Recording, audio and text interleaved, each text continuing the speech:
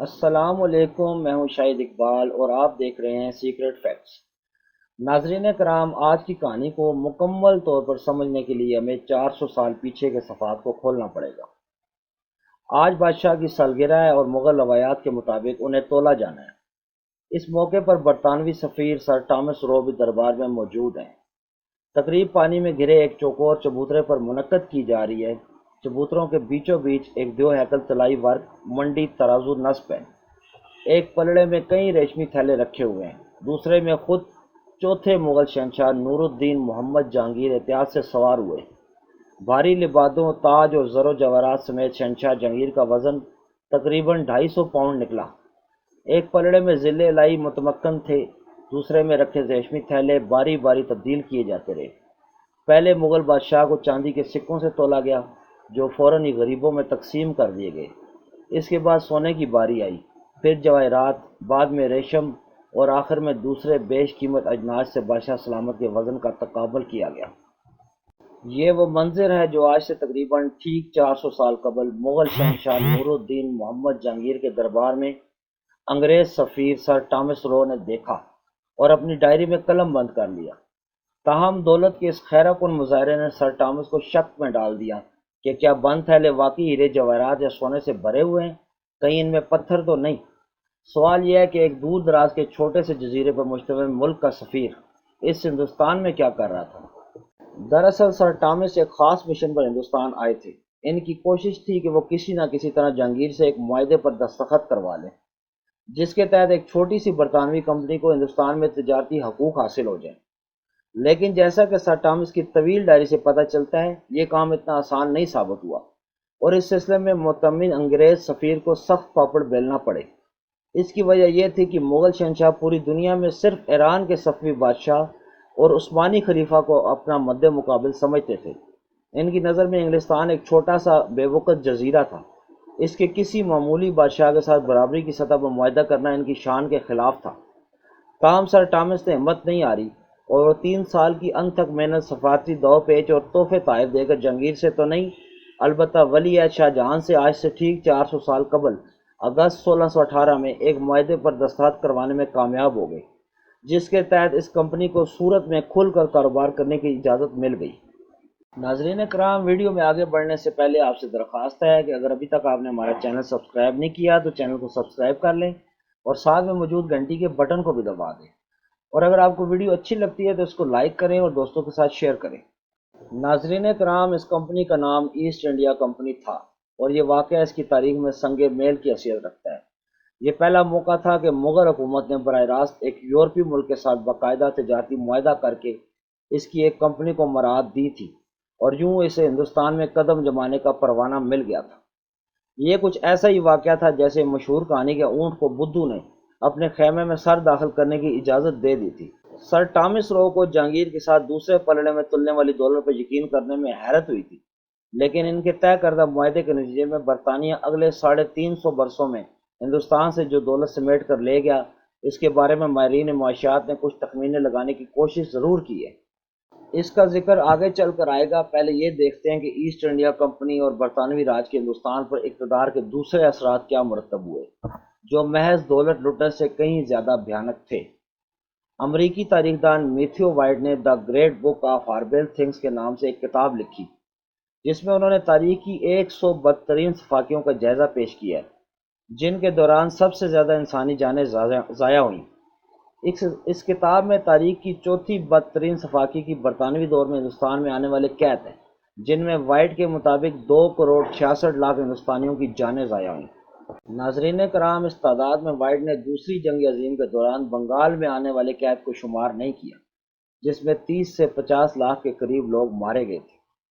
اگر اس قحط کو بھی شامل کر لیا جائے تو ایسٹ انڈیا کمپنی اور بعد میں برطانیہ کی براہ راست حکومت کے دوران تقریباً 3 کروڑ کے قریب ہندوستانی قحط کے باعث جان سے ہاتھ دھو بیٹھے۔ ہندوستان کا شمار دنیا کے سب سے زرخیز خطوں میں ہوتا تھا اور اب بھی ہوتا ہے، پھر اتنے لوگ کیوں بھوکوں مر گئے؟ وائٹ نے ان قحطوں کی وجہ تجارتی استحصال قرار دی ہے۔ اس اجمال کی تفصیل کے لیے ہم صرف ایک قحط کا ذکر کرتے ہیں جو 1769 میں بنگال ہی میں آیا تھا۔ نوبل انعام یافتہ ماہر معاشیات امرتیا سین نے اس قحط میں ہونے والی اموات کی تعداد 1 کروڑ بتائی ہے۔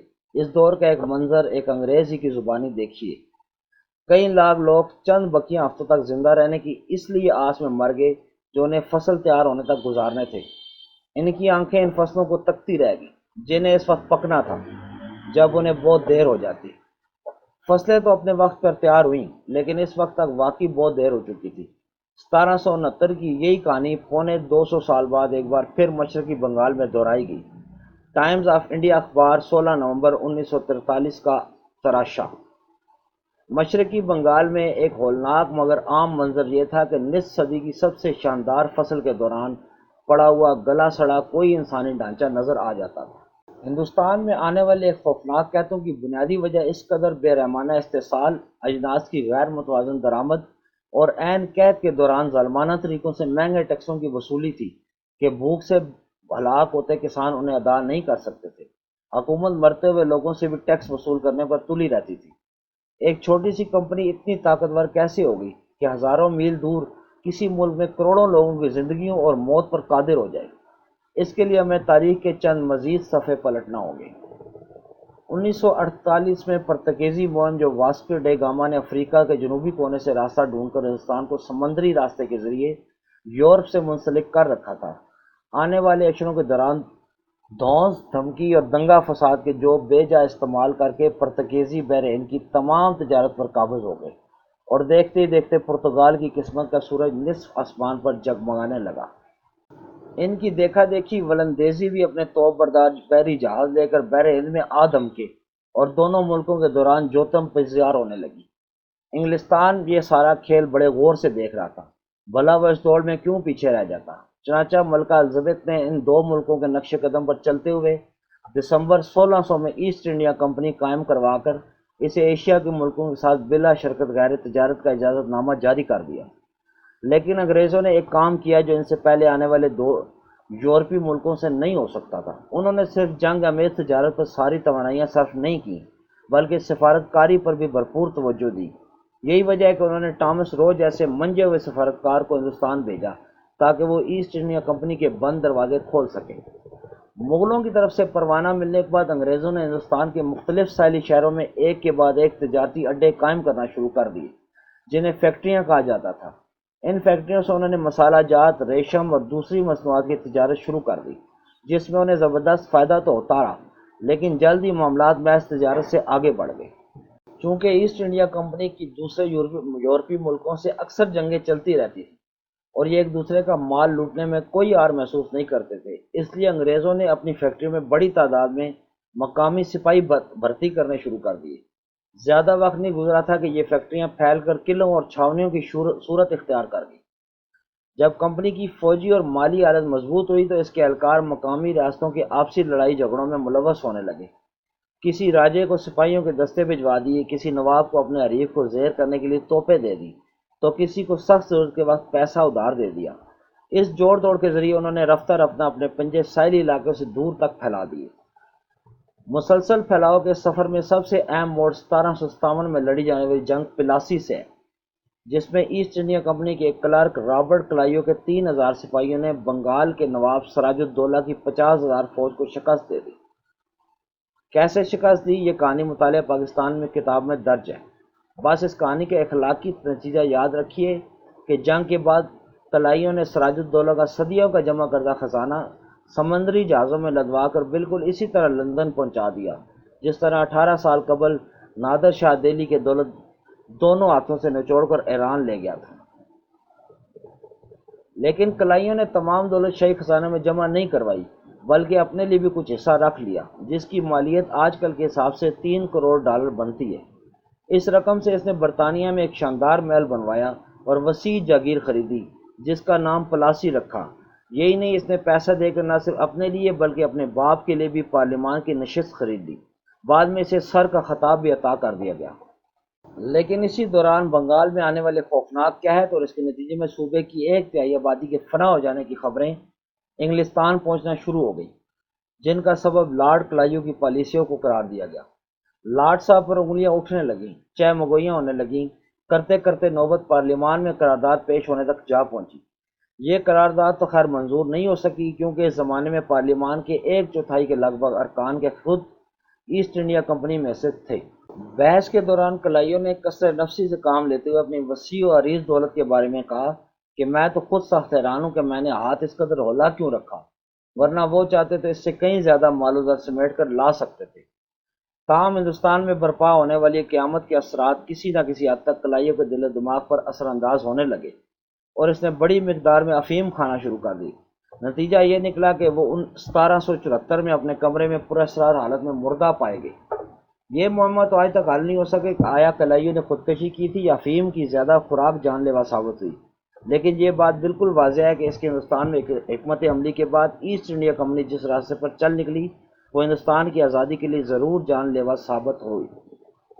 اس دوران مغل کچھ اپنی نااہلی، کچھ بیرونی حملوں اور مراٹھوں کی چیرہ دستیوں کے باعث اس قدر کمزور ہو چکے کہ وہ دور ہی دور سے انگریزوں کے رسوخ کو دن دگنا رات چگنا بڑھتے ہوئے دیکھنے کے علاوہ کچھ نہیں کر سکے۔